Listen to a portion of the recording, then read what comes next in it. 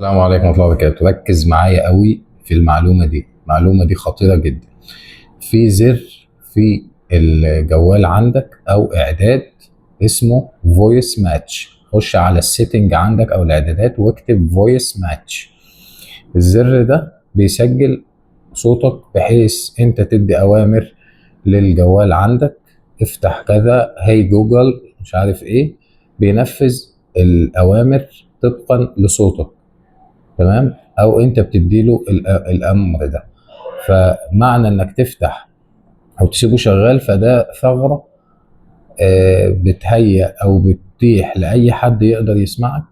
فعشان تكون امن وخصوصيتك عالية جدا اقفل الاعداد ده حالا، فويس ماتش. اول ما تكتبها في السيتنج هيظهر لك خيارين، فويس ماتش وفويس ماتش جوجل. تمام، او هي جوجل، الاتنين اقفلهم حالا.